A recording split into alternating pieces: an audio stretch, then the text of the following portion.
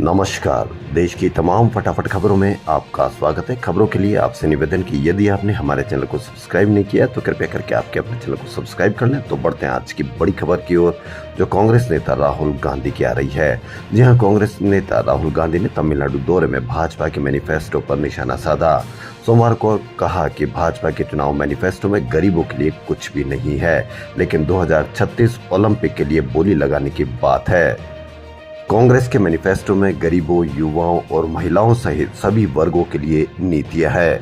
संविधान सभी नागरिकों की रक्षा की गारंटी देता है, जबकि भाजपा के कुछ सांसद संविधान को बदलने के बयान देते रहते हैं। कांग्रेस आरएसएस को ऐसा नहीं करने देगी। आगे उन्होंने कहा कि सीबीआई, ईडी, इनकम टैक्स में आरएसएस अपने लोगों को घुसा रहा है। राहुल ने कहा कि हमने अंग्रेजों से आजादी आरएसएस की विचारधारा की गुलामी करने के लिए नहीं पाई है। वहीं चुनाव आयोग ने सोमवार को नीलगिरी जिले में राहुल के हेलीकॉप्टर की चेकिंग की सूत्रों ने बताया कि ये सामान्य प्रक्रिया है।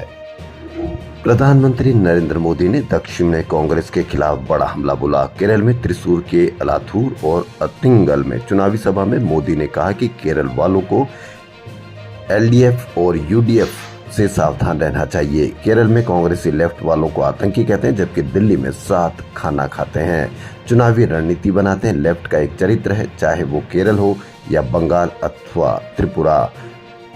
कांग्रेस के युवराज यानी यूपी में परिवार की प्रतिष्ठा से जुड़ी सीट नहीं बचा पाए और केरल पहुंच गए।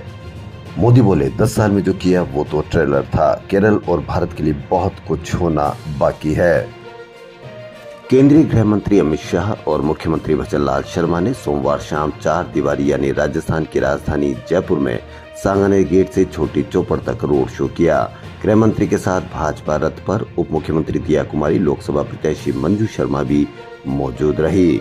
राम मंदिर को लेकर अमित शाह ने कहा कि जनता चाहती थी कि भगवान राम अपने विराट भव्य मंदिर में बैठे। इस बार 17 तारीख को 500 साल बाद भगवान राम अपना बर्थडे भव्य मंदिर में बनाएंगे। उन्होंने कहा कि तीसरी बार राजस्थान की सभी 25 सीट पर भाजपा जीतकर हैट्रिक लगाएगी। 400 पार का नारा भी सच साबित होगा। इंडी गठबंधन के नेताओं की आवाज खोखली है, भ्रष्टाचार करने वालों को बख्शा नहीं जाएगा।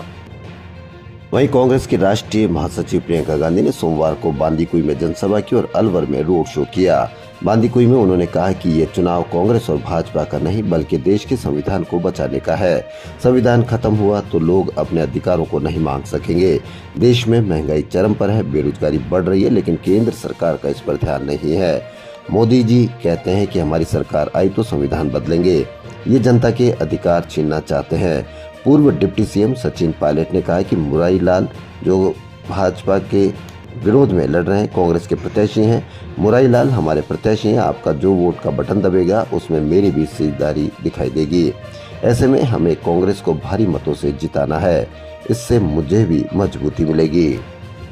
पश्चिम बंगाल की सीएम ममता बनर्जी ने भाजपा पर जमकर निशाना साधा। उन्होंने कहा कि अगर भाजपा को नहीं हटाया तो भारत में लोकतंत्र खत्म हो जाएगा। उन्होंने भाजपा पर दंगे भड़काने का आरोप भी लगाया और कहा कि 17 अप्रैल यानी राम नवमी उनके लिए दंगा करने का दिन है। सोमवार को एक रैली में ममता ने कहा कि कुछ स्थानों पर पुलिस और सेना को भगवा रंग में रंग दिया गया, वे दंगा भी कर सकते हैं। ममता बनर्जी ने कहा कि शीतलकुची में वह पिछली बार की तरह इस बार भी गोलियां चलाएंगे। अल्पसंख्यक मित्रों से आग्रह कि उस दिन को एकता दिवस के रूप में मनाए। अगर वे गाली देते हैं तो शांत रहे। उन्होंने कहा कि अगर भाजपा को नहीं हटाया गया तो देश में लोकतंत्र खत्म हो जाएगा। उन्होंने कहा कि अगर ऐसा हुआ तो भाजपा तय करेगी कि आप क्या खाएंगे और कितना सोएंगे। खबरों फिलहाल इतना ही। यदि आपको हमारा चैनल पसंद आए तो लाइक, सब्सक्राइब और शेयर अवश्य करें। धन्यवाद।